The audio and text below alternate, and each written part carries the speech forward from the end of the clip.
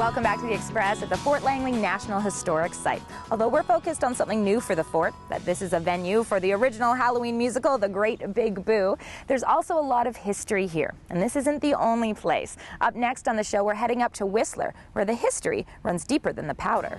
Travel along with us on the Quality Assured Collision Road Trip as we explore the many marvelous attractions and activities of beautiful British Columbia.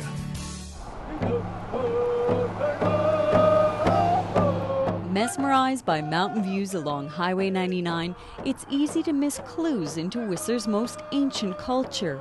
Mountain living in Whistler takes center stage today, but the history of this land didn't begin with the ski bum. Both of our nations and our territories, they overlap here in Whistler. And we actually have an old ancient shared village site in the Rebel Creek, which we call Squamish. The nearby village was wiped out. However, thousands of years later, the people and their stories remain, finding a home here at the Squamish Lil'wat Cultural Centre in Whistler. Two giant spinderwolves greet guests as they come into the Squamish Lil'wat Cultural Centre. This week's road trip is a tale of two nations. The Squamish and Lil'wat Cultural Centre showcases the history of both the Squamish and Lil'wat people. There was a lot of argument on who owned the land. We said, well, let's not argue over the land and let's both share it. So we came up with the idea of creating the cultural center. Every tour is led by an ambassador from one of the two First Nations. Josh Anderson's ancestral name Sheik Sheik means powerful ground. His robust voice welcomes visitors to the Great Hall with a traditional song of his people. We do live drumming and singing on the hour. We showcase a short 15-minute film, and then after the film we do have theme tours or workshops that they can participate in. Cultural insights find their way both inside and outside on this 1.6 hectare facility. It feels quite cool in here. How do people stay warm during the winter? Well, the Ishkin is very geothermal, so it stays nice and warm in the wintertime and it cools down in the summertime. So this is a culturally modified tree, and this is to show that our people actually occupied this area. On the forest walk, I learned scarred trees such as these were stripped to weave inner cedar bark clothing and mats. Both the tree and ancestral markings live on, and thanks to the center, so too do their stories. I want to let my children know that, you know, this is not only just a workplace, but this is a place where I actually represent our people. This is where a chance where you'll have to be someday, to have to show people and represent us, to say that, you know, our cultures are still alive and well and that our people are still here. A stepping stone helping to build a stronger future for both nations. From the traditional lands of the Lil'wat and Squamish nations, I'm Nicole Fitzgerald for Shaw TV. Entertaining and informative, the Quality Assured Collision Road Trip. Weekends on Shaw TV. Always something new and exciting. The canoes in the Great Hall at the Squamish Lil'wat Cultural Centre are still used regularly on oceans and lakes for traditional practices and ceremony. And we're going to talk tradition and ceremony a little later on the show with the wedding bells. But right now, it's all about the secret of success for the young artist, Garrett Campbell Wilson. It may not look like it yet, but eventually this could turn into one of Garrett's masterpieces. It could sell for thousands. The way that you see it right now is pretty raw, you know, just pretty bare. Yeah. But a lot of my paintings will build up like this over time. For the 25-year-old artist, his craft is like a voice, a way to communicate. I think in images, right? Sometimes when I'm trying to speak to you about, you know, what how I see the world or you know, how I feel, the best way for me to communicate that was with a picture. Much of what he says is on causes close to his heart. Creating art, I want people to be able to see work. So you know, I've collaborated with Seva charity, and they deal with funding preventable eye disorders in third world countries. So I mean, with a portion of my profits from sales, I like to give back to providing people with sight. The other cause that I really believe in as well is being a living example to the artists coming up. He does this by donating his work to Arts Umbrella, a nonprofit arts education center for children. It's a unique opportunity for me having studied there and gone there. The passion of their teachers and instructors is why also part of the fuel to my flame today. I came to Arts Umbrella and all of the instructors kept talking about Garrett, who was this phenomenal artist who'd come to Arts Umbrella when he was very, very young. And over the time he was with us, he just turned the hearts of all of our instructors. And they all cared about what he was going to do when he grew up. And so they were totally committed to making sure that his artistic endeavors were as clear for him as they could be. And they were, but his artistic process, not so much. There are no rules, at least in my art. I've painted with broccoli, man. I've painted with feathers, you know, anything. Don't be fooled by unorthodoxy. He's won awards to some of the most prestigious schools in North America, including the Emily Carr Gifted Teen Scholarship. It's like a meditation for me, you know. Art is just something that, I have to do. When you're a true painter, you have to paint. It can become an obsession. And thankfully, this one is giving back. In Delta, I'm Peter Kim for The Express.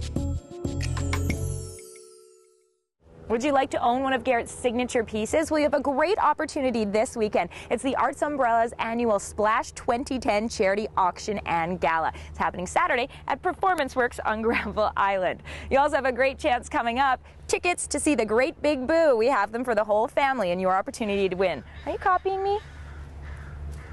Stay with us. You're going to swing this arm like this. Up next, and you're going to bring your feet together and go the other way. learn the moves to the Great Big Boo. Learn the art of the Chinese dragon dance. The Express. This is your local voice.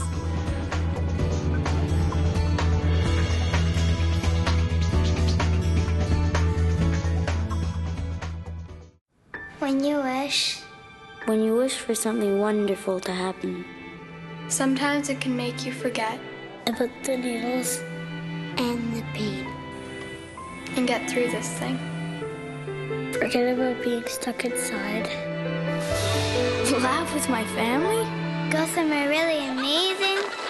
And get through this thing. The Children's Wish Foundation of Canada. Imagine the difference a wish can make.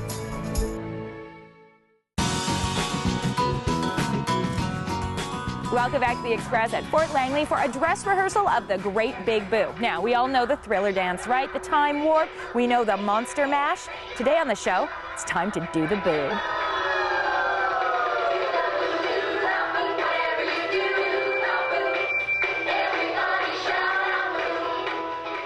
Okay, so first I need to know what's the attitude for being in part of the Boo Alley gang? You definitely have to be excited. Okay. Excited and energetic, and we're going to sing it too once we get going.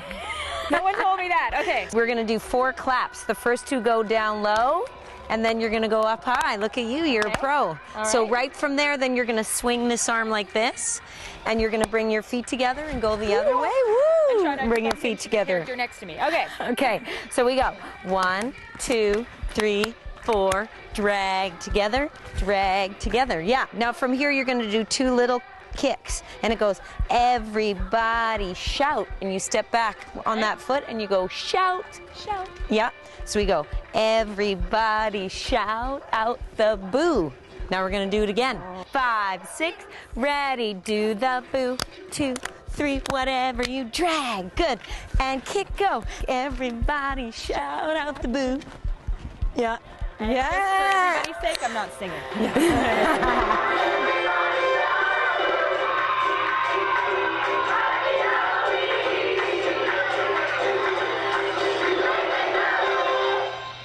Do you want to do the boo? Well, the Great Big Boo is showing at 3 locations around Metro Vancouver, here in Fort Langley, also in theaters in Surrey and North Vancouver. And we've got your chance to win a family pack of tickets coming up. But right now, the focus on family is all about planning the perfect wedding that toasts the traditions of family on both sides. Hi, I'm Aubrey. And I'm Sarah. And we are the Wedding Bells. I just got engaged. And I did not. We're on an adventure to plan the big day. Sarah's fiancé Jody is of Chinese ancestry. And for our wedding, I want to surprise him with her traditional celebratory lion dance. here we are with Paul Tam. He is the Sifu at the CLF Kung Fu Club. And Sifu is master, father. So half father, half teacher. Do people have a lion dance at their wedding? Is that common practice? Actually, it's not just a wedding, anything. Even something like people pass away and all the stuff, and even give child's birth. So for my wedding, how many lions could I have? 2. Usually it's 2, because it's representing, one is like your husband and your fiancé, and one is representing you to bring you luck. So in pairs, usually. I get that they would eat the lettuce. Yeah, why do they then throw it out? And they split it out to people as actually blessing for people.